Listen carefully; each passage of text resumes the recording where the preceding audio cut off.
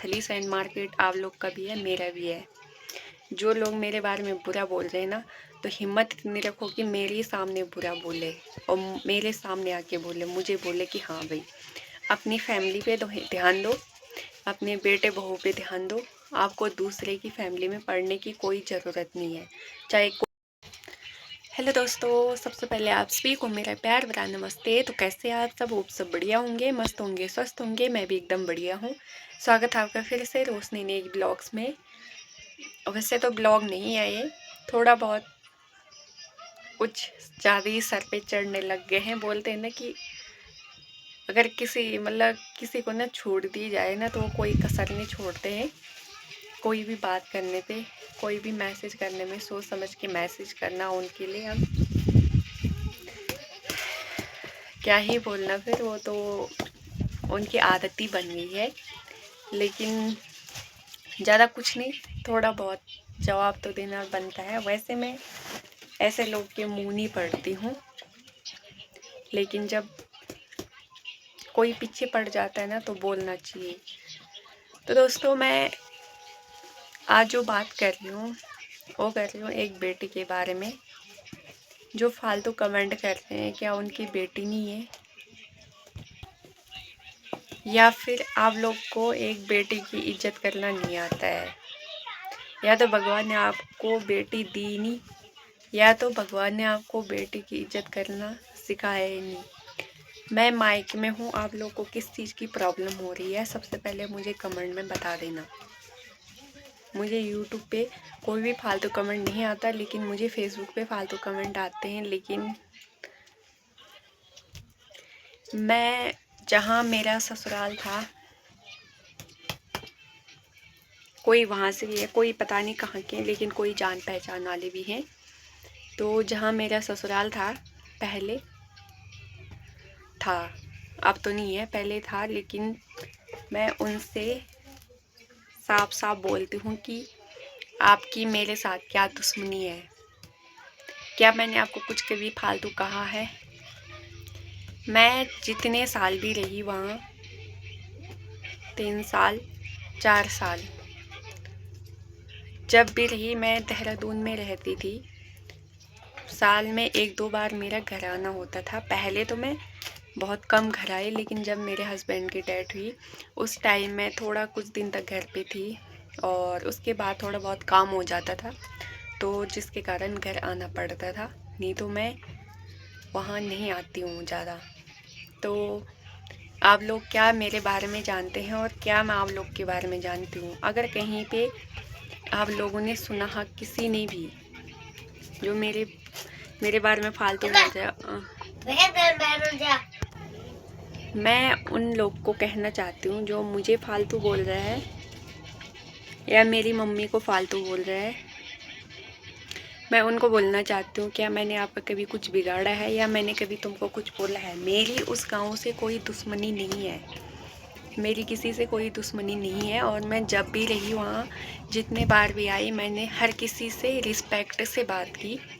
तो आप लोग किस चीज़ की दुश्मनी निकाल रहे हैं? मैं सबको नहीं बोल रही हूँ, मैं उन लोग को बोल रही हूँ जिनको बातें करने में, दूसरे की बेटी की इज्जत उछालने में बड़ा मज़ा आता है ना। एक ब्लॉग उनके लिए है। मैं अभी ज़्यादातर जो भी वो करती हूँ, मैं यूट्यूब पे डालती हूँ। मैं यूट्यूब पे ब्लॉग डालती हूँ, लेकिन मैं इस ब्लॉग को फेसबुक पे भी डालूँगी ताकि ये ब्लॉग उन तक भी पहुँचे। तो कोई तो बाहर है, कोई कमेंट नहीं कर रहा है, कोई सीधे बातें कर रहा है बाहर। तो मैं उनसे ये कहना चाहती हूँ, जिस दिन अगर आपकी हिम्मत है ना, तो जिस दिन आप मुझे देखते हो ना, नथली सैंड मार्केट आप लोग का भी है, मेरा भी है। जो लोग मेरे बारे में बुरा बोल रहे हैं ना, तो हिम्मत इतनी रखो कि मेरे सामने बुरा बोले और मेरे सामने आके बोले, मुझे बोले कि हाँ भाई अपनी फैमिली पे ध्यान दो, अपने बेटे बहू पे ध्यान दो।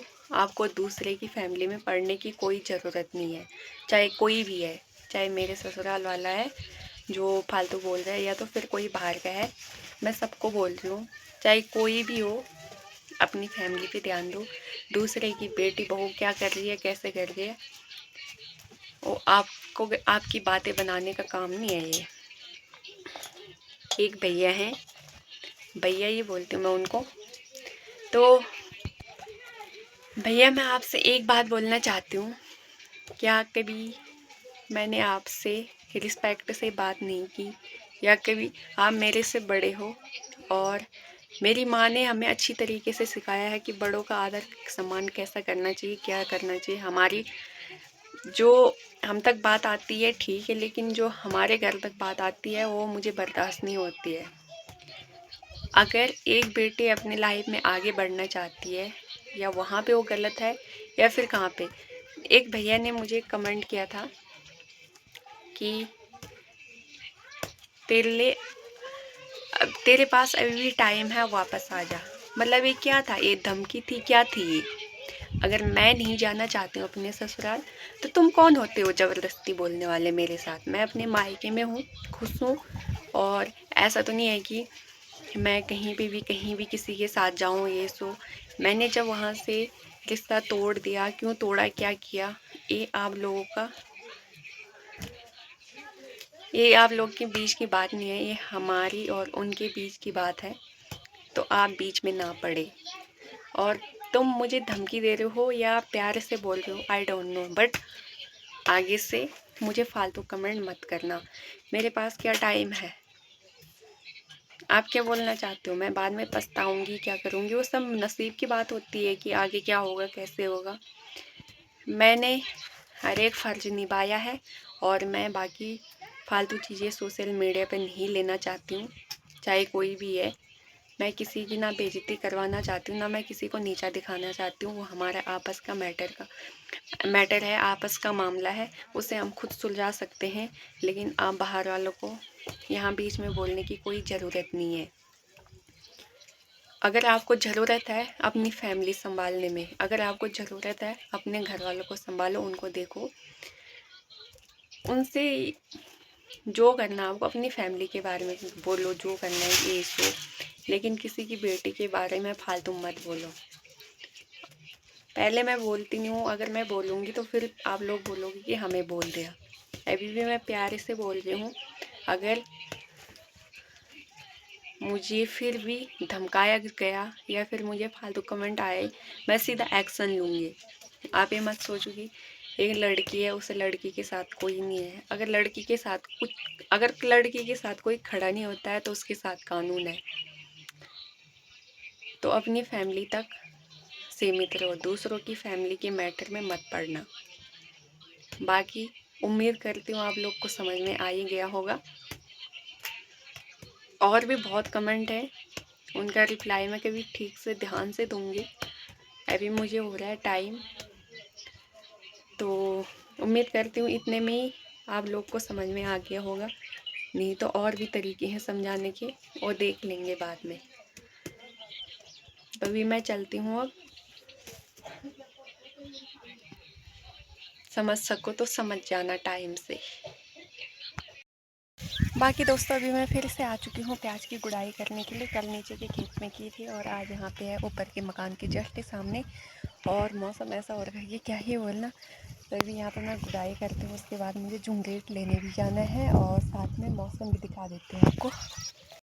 तो दोस्तों मौसम देख सकते हो, बहुत ही खतरनाक वाले बादल लगे हैं, मौसम भी खतरनाक वाला बना है, साथ में बहुत तेज़ हवा भी चल रही है। और मुझे करनी है इन प्याज़ों की गुड़ाई, तो अब जल्दी से करते हैं प्याज की गुड़ाई।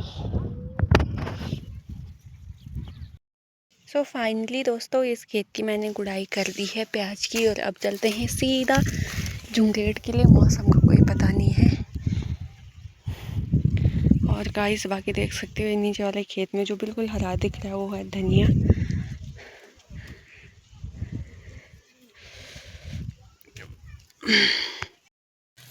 तो अभी मैं आ चुकी हूँ झुंगेट लेने के लिए।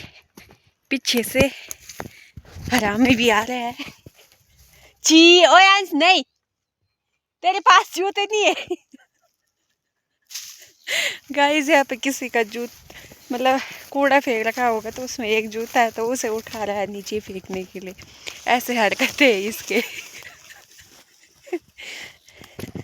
और जस्ट हम खेत के सामने पहुंच ही गए हैं।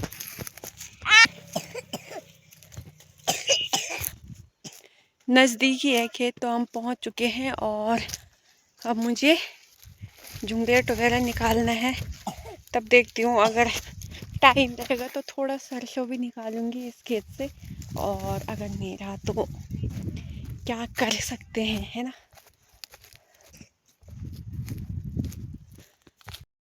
अभी मैं पहुंच चुकी हूँ जस्ट उसी खेत में जहाँ से मैंने झुंगेट निकालना है। और ये रहा खेत जहाँ पे सरसों है। इस पे किसी किसी पे दाने भी आने लग गए हैं, शुरू हो गए हैं आना। और मुझे निकालना है उस पेड़ का, तो अब जल्दी से पहले निकाल देते हैं झुंगेट। रस्सी को रखते हैं यहाँ पे, दरांती को साथ पे लेके चलते हैं, वहाँ काम आएगा। तो दोस्तों मैंने इस पेड़ से झुंगेट भी निकाल दिया है और मैंने यहाँ पे फेंका। बाकी मेरे बेटे ने काफ़ी हेल्प की, वहाँ से नीचे फेंका, एक एक करके नीचे फेंका। और यहाँ पर मैंने अब रस्सी पे भी लगा दिया है इसे। और ओयांस की चल रही यहाँ पे मस्ती। हाय बोल दो, हाय करो। तो ये रहा झुंगेट जो मैंने रस्सी पे लगा दिया है और अब चलते हैं घर के लिए। तो इतना ही था यहाँ पे, क्योंकि इस साल काम नहीं हो रखा था उस साल।